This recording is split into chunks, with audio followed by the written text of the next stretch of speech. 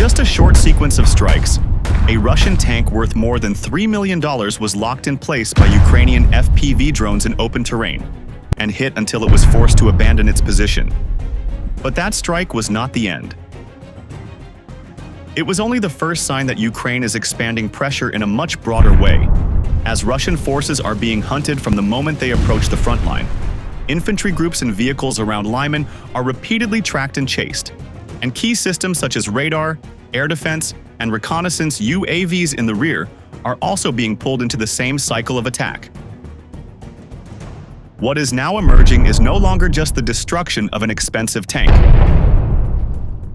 It is the picture of a battlefield where, from the front line to the deeper rear, every movement once detected can quickly become a target.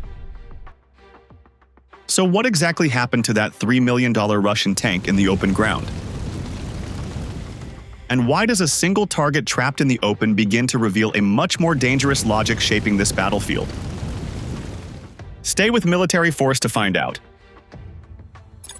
The first clear sign of danger in this battle appeared when a Russian tank was spotted in open ground with almost no real protection around it.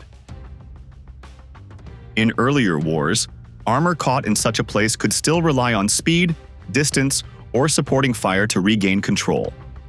Here, that logic collapsed very quickly because the tank had already been seen from above, and once it was seen, every second began to work against it. The terrain gave the crew almost no chance to disappear, and it made every movement easier for Ukrainian drones to follow.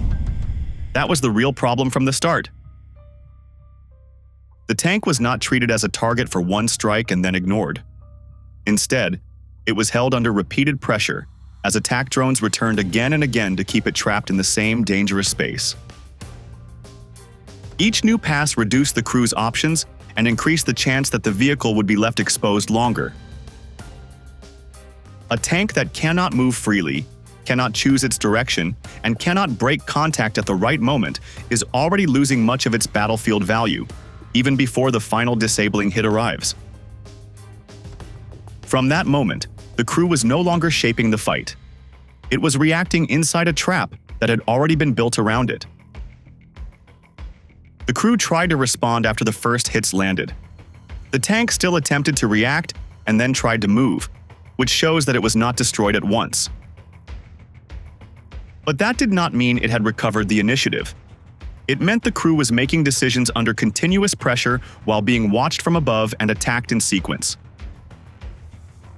That is a very different battlefield from the older model in which armor could absorb a hit, reposition, and continue the mission.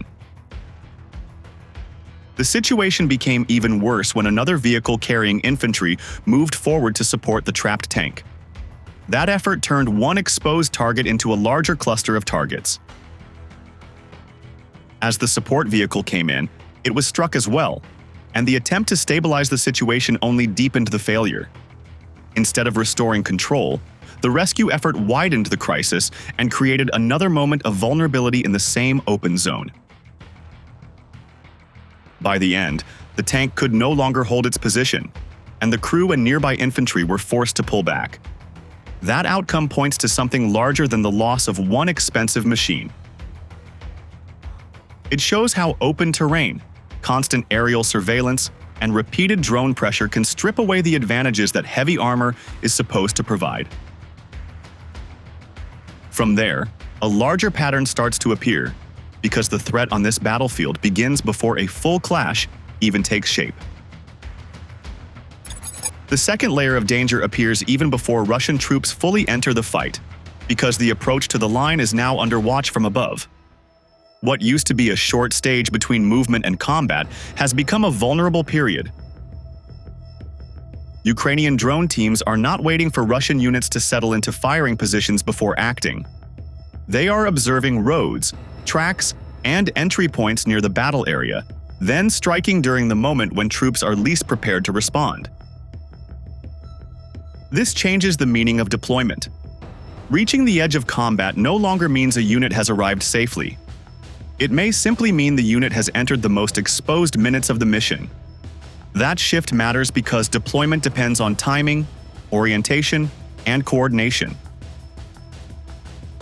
Soldiers need a few moments to leave vehicles, understand the ground, identify their route, and connect with the men around them. If that short window is broken, the whole group can lose order before it starts fighting properly. Some Russian soldiers appear unsure how to respond when drones descend on them. Some wave rifles upward. Some try to shield themselves with their hands. Others run without direction. These actions are more than signs of fear. They show that surprise from above can break basic battlefield behavior in seconds. A unit that reacts this way is not only under attack, it is already falling out of formation. This is why the early phase near the line has become so dangerous. Troops are being hit at the point where they are physically present but not yet tactically ready. In practical terms, that means men can be caught while still dismounting, searching for cover, or trying to understand where the threat is coming from. The result is confusion before contact with the main enemy position is established. In older combat patterns, forces often expected the final stretch before engagement to be tense but manageable. Here, that expectation is breaking down. The final approach itself has become part of the killing space. This is why the threat feels so immediate in the footage. The drone does not merely appear as another weapon at the edge of battle. It interrupts routine at the second routine is most needed. Men who should be unloading, spacing out, and moving forward instead spend those seconds reacting to panic. Once that happens, the Russian side is no longer choosing the tempo of entry. The drone crews are choosing it for them. That matters because tempo shapes everything that follows. A force that enters late, scattered, or shaken will struggle to coordinate its next move. Even before serious ground contact, the attack plan can begin to lose structure. The consequences reach beyond the losses from any single strike. A force that cannot arrive in order will struggle to attack in order. Commanders may still have men on the ground, but those men may already be scattered, delayed, or mentally overloaded before the assault begins. Even a brief interruption at this stage can slow a push, separate infantry from support, and turn movement into hesitation. That matters on a crowded and closely watched front, where a few minutes of disorder can decide whether an action gains momentum or collapses before it forms. What emerges from this pattern is a battlefield where visibility has become a direct threat long before close combat starts. The danger no longer begins only when opposing troops exchange fire. It begins when movement near the line is detected and marked for rapid attack. That is why the old idea of safe reinforcement is losing value. Men and vehicles may still reach the area, but reaching the area is no longer enough. They must now survive the act of arriving. And once the approach itself becomes a target, the next question is unavoidable. In the Lyman sector, danger no longer falls only on tanks or other heavy systems, because Ukrainian drones are being used against almost every kind of movement that can support Russian activity near the line. Civilian cars, ATVs, small ground robots, and other light vehicles are all becoming targets. That matters because these are not minor details of war. They help move supplies, carry small teams, support short relocations, and keep local positions functioning in areas where larger vehicles cannot move easily. When such tools are removed one after another, the result is not only physical damage. It also weakens the small routines that help units hold together under pressure. In a sector shaped by constant surveillance, even a simple transport run can now end as a combat loss. The footage from Lyman points to a second change that may be even more important. Russian infantry who leave their vehicles do not automatically become harder to hit. In many cases, they remain exposed, even after trying to disappear into forests, ruined buildings, or rough positions that once offered at least temporary protection. This is what gives the battle in Lyman its wider meaning. The issue is not only that drones can strike people in the open. The issue is that they can continue the hunt after the first moment of contact, following movement into places that once broke visual contact and bought time. A soldier may escape the vehicle but not escape the engagement. He may reach the trees and still remain visible. He may reach broken walls and still fail to create the pause needed to survive. That changes the value of concealment itself. Forests still stand, ruined structures still exist, and field positions are still dug into the ground. But none of them can promise safety once a target has already been tracked from above. This does more than raise the level of physical danger. It changes behavior. Troops under this kind of pressure move with greater stress, make faster decisions, and are more likely to scatter or lose coordination. A short delay can become a failed resupply attempt. A brief pause can become isolation. A few men running in different directions can become a broken local unit. In that sense, the drone threat in Lyman is not only destroying men or machines. It is also breaking the small patterns of order that allow soldiers to survive between larger clashes. The loss of confidence in cover may be as damaging as the strike itself. This is why the attacks in Lyman should not be read as separate strikes against random targets. They show a broader effort to deny Russian forces even the small forms of battlefield stability that light vehicles and temporary hiding places are supposed to provide. Ukraine is not only trying to destroy what is expensive or heavily armed, it is also trying to erase the everyday tools and habits that allow troops to hold ground, regroup, and endure repeated pressure. That is what makes the pressure in Lyman feel so relentless. The drones are not just punishing exposure in open terrain. They are reducing the usefulness of the next shelter as well. Once that happens, the question is no longer only where men can hide. It becomes whether men, ammunition, and supplies can still move forward before they are detected too early. That transition leads directly to the next problem, which is movement under observation even before final delivery begins. And that problem reaches beyond the trench line. The next problem for Russian forces begins once movement itself becomes exposed, because danger no longer starts only at the trench line or at the moment of direct contact. It now starts on the way in. Vehicles moving toward forward positions remain highly vulnerable because reconnaissance drones can detect them early, often before the troops inside reach the point where they plan to unload. That matters because movement by vehicle is supposed to save time, preserve energy, and deliver men and supplies in an organized way. Instead, it now carries the risk of early detection and early disruption. A route that looks clear on the ground may already be compromised from above. What once looked like a routine movement can quickly become the first stage of an attack sequence. Once that movement is seen, the danger follows it. A vehicle on approach can reveal not only position, but also intent, direction, and the likely point where troops or cargo will soon appear. Leaving the vehicle does not solve the problem. In many cases, it only changes the form of exposure. A soldier moving on foot with a backpack full of supplies may present a smaller target than a vehicle, but he is still part of a visible pattern if the sky above is being watched closely.